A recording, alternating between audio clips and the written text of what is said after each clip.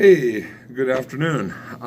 Here I am in my classroom a few minutes early, so I decided to record this video where we're going to be talking about the 1960s. Now, the 60s are going to go on for 2 weeks. The first part of the 1960s that we're going to talk about, are the sort of political, diplomatic, foreign policy, domestic policy, just very much the sort of politics, what most people consider sort of the traditional history. Second week of the 1960s, we're going to do what I like to lovingly refer to as the fun stuff. We're going to talk about Buffalo Springfield. We're going to talk about Neil Young. We're going to talk about Jimi Hendrix, Janis Joplin. I kind of have a soft spot in my heart for 60s rock and roll.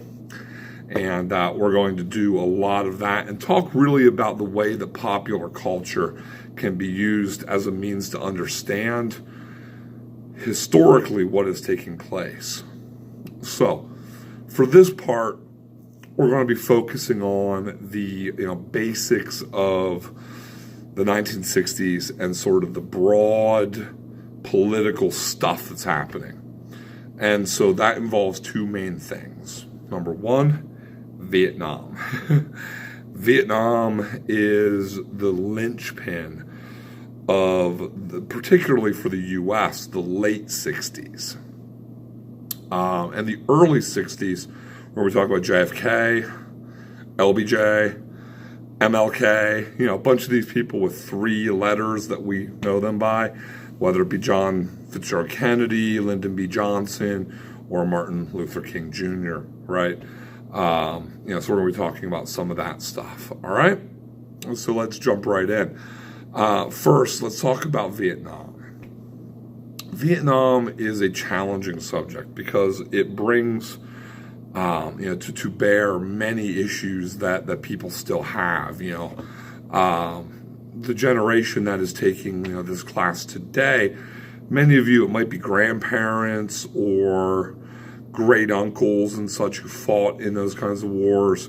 For me, it was uncles, the brothers of my father and my mother and such, who would have fought in those wars.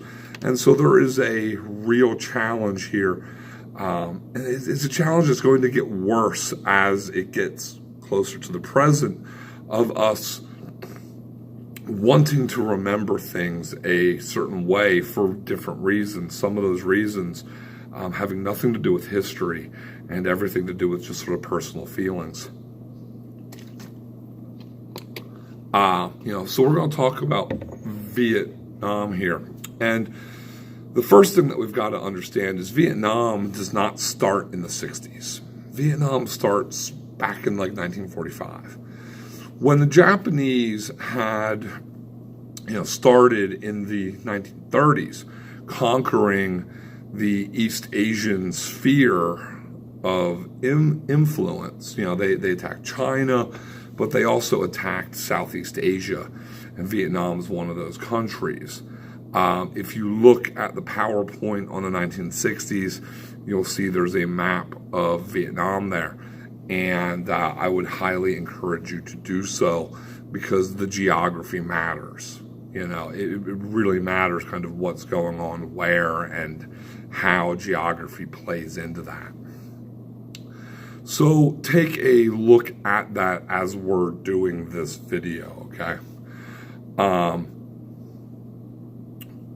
The leader of the Vietnamese resistance to the Japanese occupation was someone who came to be known as Ho Chi Minh. And he was a Vietnamese freedom fighter, but he was also a communist. He was also in favor of a communist government. And that, again, recall this whole notion of sort of the enemy of my enemy is my friend. The United States didn't care for communism, but we were willing to ally with Joseph Stalin. Why? Because he was fighting Hitler. And we feared Hitler more than we feared Stalin. And it's going to be the same way here. We're going to fear Japanese and want to beat them more than we want to beat the communists. But when the war ends, these alliances fall apart. And Ho Chi Minh's forces, they're arguing or sort of pushing for decolonization of Southeast Asia, for a free Vietnam. But they want to free Vietnam under the rule of Ho Chi Minh and under the rule of the Communist Party. And not all the Vietnamese want this, and definitely the French, who control this part of the world traditionally, and the United States don't want this. And so we set up, two areas, North Vietnam and South Vietnam. North Vietnam is controlled by Ho Chi Minh. It is a communist state with arms and ammo and whatnot supplied by the Soviet Union and to a lesser extent China. South Vietnam is controlled in large part by basically a military dictator. He's Catholic in a country that is majority Buddhist by a long shot. But he had been friendly to the French prior to the French withdrawal. And so there's going to be years of instability through the 1950s as the French try to get out, but they also want to leave behind a stable country. We talked about sort of how important it is to have stability in these countries that you're leaving. And, the French very much want to leave a sort of stable government there. Ultimately, the United States ends up in the late 50s and early 60s sending advisors, troops that are just there to train the South Vietnamese forces. Eventually, those advisors end up fighting. It's just the way it goes. And so what you end up with is U.S. involvement by inches, basically. This sort of slow involvement of the United States gradually getting deeper and deeper entwined in the events in Southeast Asia. So we should pause there, at the start of the 1960s, and we should take note that Dwight Eisenhower, the president in the 1950s, was Dwight Eisenhower. He had formerly been the supreme commander of the Allied forces in World War II in the European theater. And so he ran on the Republican ticket, but frankly was not particularly Republican. He was just really popular, and it wouldn't have mattered who he'd have run for, he'd have probably won. So he ends up being president, and he focuses very much on domestic concerns up until the end of the 1950s, when he starts to become concerned about communism. And he and his vice president, Richard Nixon, begin to make plans to deal with global communism. They start, like I said, they start sending advisors to Vietnam. They also create the plan for the Bay of Pigs invasion, Guantanamo Bay, the Bay of Pigs, in Cuba. And this does not go well. The United States at the last minute chooses not to engage the Air Force the way it was supposed to and bomb for cover for the rebels who were going to invade. And so the rebels are routed and whatnot. But this takes place after Eisenhower leaves office, and John F. Kennedy is the new president. And so it's going to be his failure, not Eisenhower's failure. At least that's the way history records it. I would argue it's Eisenhower's failure. The plan was kind of garbage. But regardless, this is Eisenhower's plan that JFK implements, right? And it's all about fighting communism. It's all about containment. It's about that Truman Doctrine. It's about NSC 68. It's about Article X and the long telegram that we talked about before in the, nightmare years of 45 to 53, right? This sort of rise of the containment policy. And what's going to happen is people are going to increasingly begin to subscribe to what they call the domino theory, that if one country falls to communism, the other countries around it will also fall. This is part of the containment theory. And it's why we want to pursue the containment theory, because there's this thought that if one nation falls, the rest will too. And so, for example, if Vietnam falls, right next to it is Laos, Cambodia, Bangladesh is close, Singapore, Thailand are close. We don't want those all to fall to communism. Domino theory is a hard one, because the honest truth is there are elements to which it very clearly is true. Once a communist state is in power in a region, that state often begins to exert its influence in other places, usually in its neighbors. It will supply arms, ammunition, strategy, and safe harbor to communist rebels in surrounding countries. So there is something to be said for the domino theory. And I'm taking a bit of a different tack than a lot of history professors do. There are a lot of historians who, at least in my view, are a little bit too forgiving of communism because they fall on the political left. And so they kind of tend to forgive their own just a little bit too much. And I'll come to this point in the 1980s where I'll be in the same position. I'll be a little bit forgiving of Ronald Reagan when I probably shouldn't be. And so I just want to make that clear that, we always act like everything should be objective. Best of luck with that. It's not going to happen. We all interpret things through our own lens, and my lens, in large part, is hating communism, just really detesting this system of government and economics that kind of comes from it. So, all of that said, disclaimer aside, right?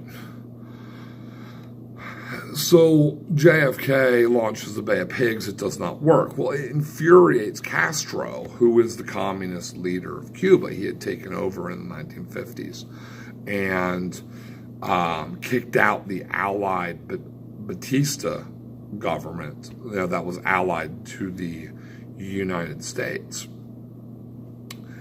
And so there's this massive distrust, and of course the Bay of Pigs only makes it worse. It only makes Castro feel like he was right. The United States is out to get him, and so he will invite the Soviet Union to bring missiles and place them in Cuba. Nuclear missiles, right? Nuclear warheads in Cuba. And this is the start of the Cuban Missile Crisis. This period of time in which the United States is not excited about the idea of nuclear weapons 90 miles off of the coast of Florida. It would have put them very close, and that means that if the Soviets launched a first strike, the delay, the time between us realizing the attack was coming and the time the attack actually hit would have been very small, rather than the usual several hours that we'd have figured we would have if they launched ICBMs from Russia and they had to, go across the globe and land in the United States. The problem with the righteous indignation here of JFK is we had nuclear missiles in Turkey, just right beside the Soviet Union. So Nikita Khrushchev is somewhat understandably annoyed by this and wants to establish his own short-range, hiccups, short-range missile base, right? And he decides Cuba's the place to put it. ultimately, it comes almost down to nuclear war. Please check on D2L. There is a short video series from the Extra History guys and gals, whatnot. They created one on the Cuban Missile Crisis that frankly does a far better job than I would of telling the story, not just historically in terms of the facts, but it really brings it to life. It's a very, very good series. Be looking for those extra history videos and things like that I try to use to kind of bring these things out. But the point is, right, that when it's all said and done, there was this moment in time where we were this close to nuclear war. In fact, many of the Joint Chiefs of Staff, the security advisors and stuff were urging the president to just launch the nukes, to just go to war, to hell with the consequences, kind of a thing. And thankfully, for us in the later years, obviously, thankfully, JFK did not, but this sets up the 60s as a decade where this fight against communism is going to be a major thrust. And then JFK is assassinated, and his vice president, Lyndon B. Johnson, takes over. And Lyndon B. Johnson is a complicated figure. He's a Texan, so he's from the old Confederacy, but he supports civil rights legislation.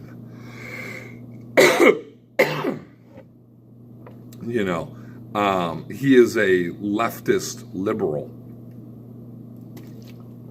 who supports social welfare programs and honestly very socialistic kind of practices. But he is also a stalwart anti-communist. So he's just a fascinating figure. Bit of contradiction there, in just kind of who he is and what he does. And it's fascinating to look at why. But for now, suffice it to say, the big thing for LBJ, right, is that he's going to send troops to Southeast Asia. And it's not just going to be advisors, it's going to be real troops. We'll come back here in the next video. I'm going to cut this one short just so I can get it uploaded for you as a sort of intro. Make sure that you read the chapter on the 1960s, on Vietnam, on Lyndon B. Johnson, on the Cuban Missile Crisis and stuff, so you kind of get a sense of it. Also, look on D2L. You'll find I have an entire timeline of events regarding Vietnam. You don't need to memorize it, okay? It's not, that's my notes for when I lecture on Vietnam. But I like to put them up there just so that you have them if you're wondering sort of what was the timeline, the sort of process of things. And, of course, look for the PowerPoint. So, anyway, it goes. Vietnam, we're there. Lyndon B. Johnson sends troops. And at first, the war goes well. And when we come back, we'll talk about how the war doesn't go well. We'll talk about when the war goes badly, 1968, spoiler, when it starts going badly. But we'll also talk about this sort of question of, what did Americans think? Because a lot of people have this image that somehow America was just like one giant hippie colony of peaceniks and flower children. And I hate to break it to those people, but that's not the way the United States was. The United States, in fact, was generally in support of the Vietnam War through almost the entire thing. And it is worth noting that and kind of thinking on this sort of question of, what is it that lost us the Vietnam War? And this will bring us to the sort of social and cultural aspect. And we'll talk about television. At least in my humble opinion, if you want to know who lost the Vietnam War for us, It was the news anchors, the news agencies. It was not the soldiers. Anyway, now that I have said some really unpopular things, I'm going to sign off. And like I said, be looking for part 2 of this video on the 60s. And then part 3 will cover all that fun hippie music and that kind of fun stuff. And we'll have a good time with that. All right, take it easy. And once again, you know, if you have questions, you've got my number. Give me a buzz. Just talk to me. I'm happy to chat about this. Bye-bye.